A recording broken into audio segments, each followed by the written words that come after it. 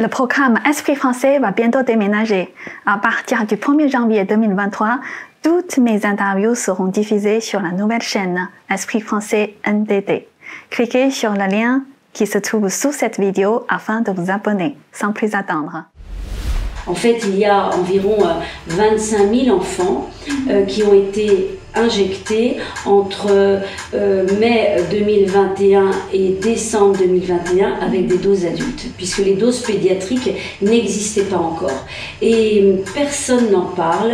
La France est le dernier pays au monde qui ne réintègre pas les personnes non vaccinées de tous les métiers. Le côté absolument malhonnête et injuste, puisqu'aujourd'hui on sait très bien qu'un soignant vacciné positif a le droit d'aller travailler. Ça lui donne presque un droit à contaminer. Bonjour. Je suis vraiment très contente de vous revoir à Strasbourg. Ah oui, c'était vraiment le hasard. Nous nous sommes vus à Paris, au Sénat. Et voilà, vous êtes en Alsace et à Strasbourg pour quelques documentaires et je suis ravie de vous accueillir. Merci beaucoup de nous accueillir. Et aujourd'hui, on va parler, déjà hier, il y a plusieurs, soit rassemblements, soit manifestations, des victimes des effets secondaires du vaccin Covid. Ah oui, c'est vrai, partout en France. Partout en France, il y a des collectifs, il y a des initiatives qui rappellent les effets secondaires des injections, mais aussi des rassemblements des personnes qui sont suspendues, qui ne peuvent pas travailler depuis septembre 2021 et qui souffrent et qui veulent se faire entendre. Et vous, vous êtes sénatrice. Oui. En tant que sénatrice, vous avez aussi beaucoup défendu justement tous ces soignants suspendus, même des victimes. Oui, en fait, j'ai pris la position de la réflexion et très vite, je me suis rendu compte que tout n'était pas si clair qu'on voulait bien nous l'expliquer.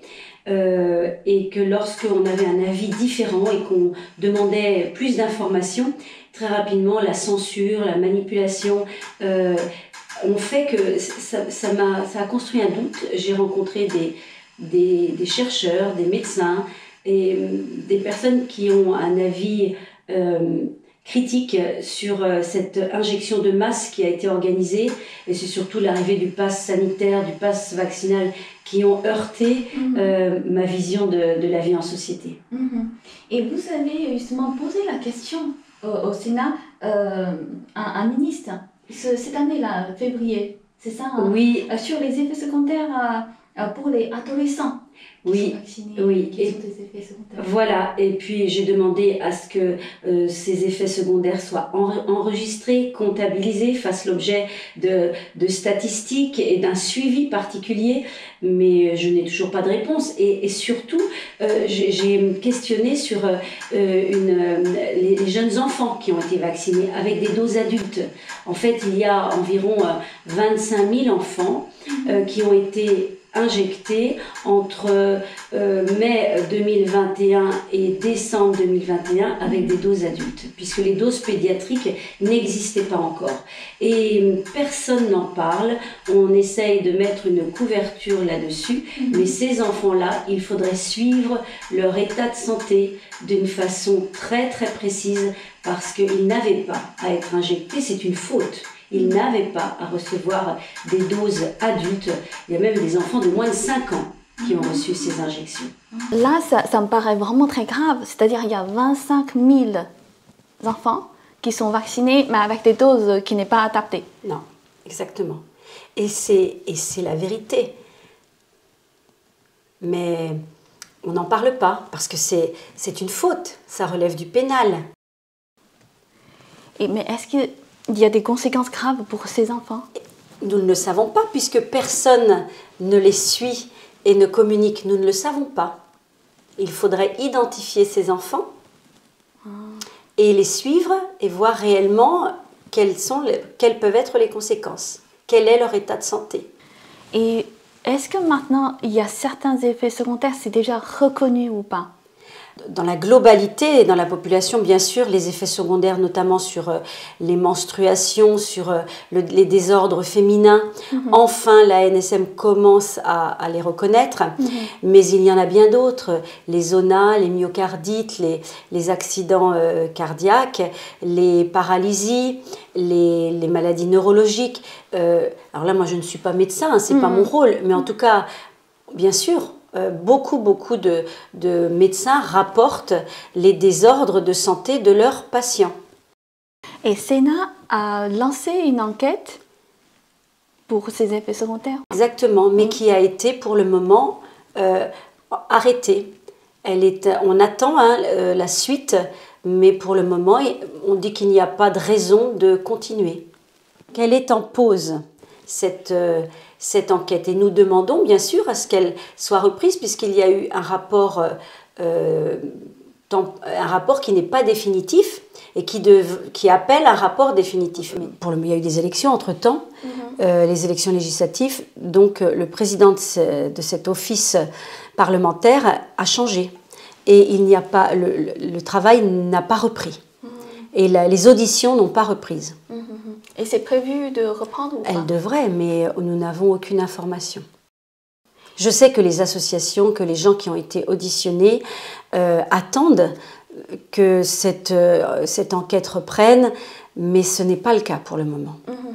Et concernant les enfants, dans le Sénat, c'est possible pour le sénateur de proposer quelque chose, c'est-à-dire pour protéger ses enfants? Ça doit être possible de proposer, mais personne ne l'entend. Aujourd'hui, il n'y a pas de volonté d'entendre cette problématique. Beaucoup ne se posent même pas la question et n'entendent pas que ça a été fait, que les enfants ont été vaccinés. Beaucoup n'y prêtent pas attention. Or, c'est réel. Et ces enfants ont besoin d'être observés, de voir les effets secondaires de la vaccination. Mais vous savez qu'aujourd'hui, finalement, on ne regarde pas dans le passé et on parle déjà de vacciner les enfants qui sont très peu vaccinés en France. Il y a une campagne européenne et une campagne nationale qui voudrait que les parents vaccinent maintenant de plus en plus les enfants contre la Covid. Or, on sait que les enfants ne sont pas concernés par cette maladie. Et la semaine dernière, le ministre de la Santé rappelle que tout le monde peut être vacciné. Et que pensez-vous de ça en fait? Je pense que c'est de la propagande, que les gens, on est arrivé aujourd'hui à un virus comme la grippe et que la vaccination, l'injection, elle est proposée et que chacun doit pouvoir choisir de se faire vacciner ou pas, puisque toute cette propagande autour de la solidarité, de la responsabilité, finalement n'a pas de sens. C'est comme un autre virus, vous tombez malade ou vous ne tombez pas malade, et vous vous vaccinez ou vous ne vous vaccinez pas, c'est un choix personnel. Mais il n'y a pas, on a bien compris que ça n'empêchait ni la transmission, ni la contamination, et d'ailleurs les gens vaccinés attrapent 2-3 fois la maladie, les gens autour d'eux peut-être aussi, donc ça n'a pas de sens, cette propagande qui veut finalement culpabiliser ceux qui ne sont pas injectés. On n'a jamais vu ça. D'accord. Est-ce que l'efficacité du vaccin Covid, ça fait déjà un sujet de discussion? Ça a été déjà discuté au Sénat? Non, pas du tout. Pas du tout. Ce n'est pas un sujet de discussion, c'est un sujet qui est évité. Et si vous voulez l'évoquer, vous êtes tout de suite censuré. Les gens n'ont pas envie d'en parler. Okay. Mais vous avez en fait au Sénat exactement le reflet de la société sur le terrain. Vous êtes en famille, vous êtes avec des collègues de travail, vous êtes dans votre association, vous vivez la même chose. Les gens ne veulent pas en parler. Les positions sont figées. Ok, mais est-ce que dans le couloir, non plus, pas du tout. Pas du tout. Oui. Il n'y a pas de discussion ouverte sur ce sujet, absolument pas. Et j'ai entendu justement Monsieur Alain Hooper, c'est ça? Oui. Il a eu... oui, il a été radié il a été condamné par l'ordre des médecins. Il est radiologue et sénateur. Ah, donc la sanction était tombée en fait. Elle est tombée, il a fait appel. Ah, ok. Donc C'est ça le risque en fait, c'est ça. En fait, on se rend compte que les politiques, les syndicats, les ordres, la presse, tout le monde va dans le même sens. C'est une doctrine et les personnes qui évoquent un avis différent sont soumises au silence. C'est inquiétant et c'est surprenant dans un pays comme la France. D'accord. Et du coup, au Parlement, même, il n'y a plus de possibilité. Même au Parlement. De passer la vie. Okay. Si on veut poser une question sur cette thématique, on n'y arrive pas. Et vous, personnellement, comme en tant que représentant du peuple, est-ce que vous avez recueilli pas mal des témoignages des victimes? Énormément, énormément. Et j'en reçois à ma permanence ici en Alsace des gens qui sont à la fois suspendus, qui ne peuvent plus travailler et qui ont été en fait sur le front au moment où c'était le début de l'épidémie et qui aujourd'hui sont très maltraités et vivent, disons, dans l'obscurité parce que personne ne les comprend. Et aussi des gens qui se sont fait injecter et qui ont des effets secondaires handicapants, qui sont malades. Oui. Ok. Et je me souviens, il y a un moment, le sujet justement de réintégrer les soignants suspendus, ça a été discuté. Et à l'Assemblée nationale. Ouais. C'était à l'Assemblée nationale et vous avez vu que le gouvernement a organisé la suite des discussions et des débats pour que ce vote n'ait pas lieu. Mais c'est vraiment, vraiment scandaleux, c'est une supercherie. Le projet de loi va être repris, la proposition de loi, pardon, va être reprise mi-janvier et va revenir donc dans l'hémicycle de l'Assemblée nationale. Ok, donc c'est possible que les soignants soient réintégrés? Si les différents partis politiques réussissent à, ensemble, aller dans le même sens. Ce qui était le cas là, c'est le gouvernement qui a en fait par un jeu déposé 200 amendements en très peu de temps pour bloquer le déroulement légal des débats. S'ils n'avaient pas fait ça, si les ministres n'avaient pas fait ça, la proposition de loi aurait été votée et ils auraient pu être réintégrés. Donc c'est de la punition, c'est de la manipulation, ça n'a plus rien de sanitaire. Là, les soignants sont devenus des boucs émissaires, où on ne veut pas reconnaître qu'on s'est trompé. C'est incroyable, puisque la France est le dernier pays au monde qui ne réintègre pas les personnes non vaccinées de tous les métiers. Pompiers, le médico-social, les militaires, l'enfance, les gendarmes, les médecins, parce qu'il y a tous ceux qui sont dans les hôpitaux, mais il y a aussi toutes les spécialités de médecine libérale qui sont empêchées de travailler. Ok, donc vous dites la France est le dernier pays au monde. Oui. Au monde. Oui. C'est incroyable. C'est incroyable. C'est triste aussi. Et c'est très très triste et j'ose espérer que les Français vont réagir. Il n'y a plus que les Français eux-mêmes qui peuvent réagir pour mettre fin à cette injustice et absurdité. En fait, le côté absolument malhonnête et injuste de ne pas permettre à ces gens de reprendre leur travail. Puisqu'aujourd'hui, on sait très bien qu'un soignant vacciné positif a le droit d'aller travailler. Ça lui donne presque un droit à contaminer. Finalement, puisque la personne qui n'est pas vaccinée et qui n'est pas malade, qui n'est pas positive, on lui interdit de venir travailler. Ça veut dire qu'on favorise la contamination, parce qu'à côté on voit que nous manquons de médecins, que nous manquons de personnel dans les hôpitaux, que dans le médico-social les psychologues sont débordés et la santé mentale est au plus mal et les personnes voudraient revenir, certaines ne reviendront jamais, elles ont été trop maltraitées, on les entend. Mais d'autres voudraient continuer à mettre leurs compétences au service des gens qui en ont besoin, mais on ne les autorise pas. C'est bizarre, c'est incompréhensible.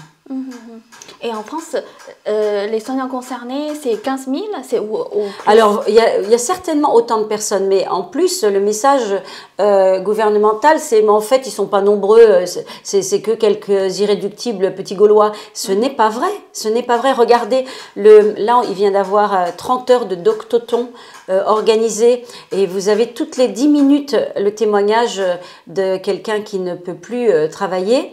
Eh bien, écoutez, c'est renversant les témoignages et ils sont bien plus nombreux qu'on veut le faire croire, mais ça aussi c'est une fausse information pour minimiser le problème et faire croire aux Français que non, mais ce sont des illuminés, ce sont des complotistes, mais non, ce sont des gens comme vous et moi qui d'ailleurs ont toujours travaillé au service des autres la plupart du temps et qui souffrent beaucoup de ce rejet et de la malveillance à leur encontre.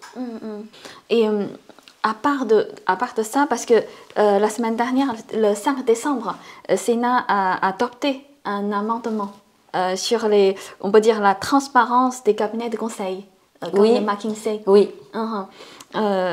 Apparemment, les cabinets de conseil privés ont pris beaucoup d'influence sur les affaires, on peut dire, politiques publiques. C'est ça. Et on peut dire le contrat est doublé. Et aussi, le montant a dépassé 1 milliard d'euros en 2021. Et vous avez observé aussi ce type d'influence croissante, ces cabinets? Moi, je ne l'ai pas observé, mais on peut l'imaginer. Il y a eu une enquête, une commission d'enquête qui a été faite par le Sénat et qui a prouvé cette influence grandissante des cabinets de conseil au sein de l'État. Et qui a demandé à ce que les choses soient plus contraintes. Or, on voit bien qu'en 2021 ou en 2022, alors que le gouvernement s'y était engagé, les contrats avec les cabinets de conseil sont toujours là. Et McKinsey est un des cabinets de conseil les plus influents au sein de l'État, et d'ailleurs qui a géré et conseillé lors de la crise sanitaire étape par étape. C'est McKinsey qui était à la manœuvre et d'ailleurs qui l'a fait dans tous les pays occidentaux. Vous avez retrouvé la même façon de gérer cette crise sanitaire, c'est du copier-coller. Donc l'idée, c'est vrai, on se disait à un moment, mais oui, mais ce n'est pas qu'en France, c'est partout. Mais oui, forcément, c'est le même cabinet qui a proposé au gouvernement un cahier des charges pour un coût aussi très important. Et ça s'est répété, donc copier-coller dans tous les pays qui nous a mené de crise en crise finalement. Puisque depuis quelques temps, on passe de crise en crise. Et on angoisse et on dirige par la peur les populations. Et apparemment, cette vote, c'est-à-dire cet amendement, et c'est contre l'avis du gouvernement. Oui. Et du coup, il peut utiliser 49.3. Bien sûr. Ils peuvent l'utiliser puisque, vous avez vu, on a discuté des budgets aussi, et le 49.3 peut être utilisé. Ça veut dire que les parlements travaillent. Quelquefois, on se dit, mais pourquoi, au bout du compte, puisque le gouvernement passe au-dessus des décisions ou des votes des deux assemblées. Bah justement, c'est comme au travail pour rien. C'est-à-dire, vous avez voté pour rien. De toute façon, il peut passer ce qu'il veut, en fait. Mais combien de temps? Nous sommes quand même dans un pays démocratique, et là aussi, je pense qu'à un moment, ce sont les Français qui vont juger si la façon de légiférer est la bonne pour un pays comme le nôtre. Moi, j'ai confiance en eux. Parce que les Français comptaient sur vous, c'est-à-dire... Oui, alors nous y travaillons, mais nous avons nos limites. Comme les gens suspendus ont leurs limites. Donc, vous savez, ça fait boule de neige. Si au fur et à mesure, chacun est concerné par un manque de liberté, et la liberté d'expression en fait partie. Regardez la presse qui est muselée aussi. À part les grands journaux, les grands médias qui, bien sûr, les journalistes sont salariés de grands groupes financiers qui ne peuvent donc communiquer que sur ce ils ont l'autorisation de communiquer. Donc ce sont les médias parallèles qui sont bien plus petits, qui ne vivent pas grâce aux publicités, qui sèment, qui doivent semer le doute et qui sont d'ailleurs mis aussi au banc de la société. On censure, on attaque en justice. Voilà, vous avez vu là entre guillemets l'affaire des fact-checkers avec Fact and Furious. Très vite, on a tout caché pour ne pas que personne ne comprenne ce qui s'est passé. Mais en fait, on se rend compte que l'information est complètement unilatérale. Il n'y a pas d'investigation et elle n'est pas diffusée.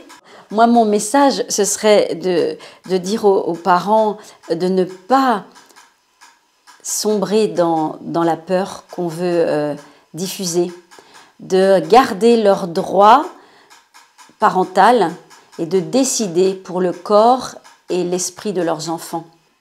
Merci beaucoup, Laurence.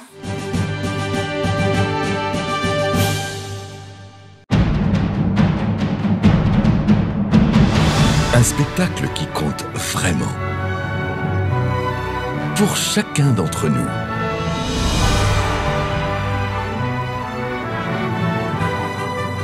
On l'attendait depuis si longtemps qu'il faut le voir au moins une fois dans sa vie.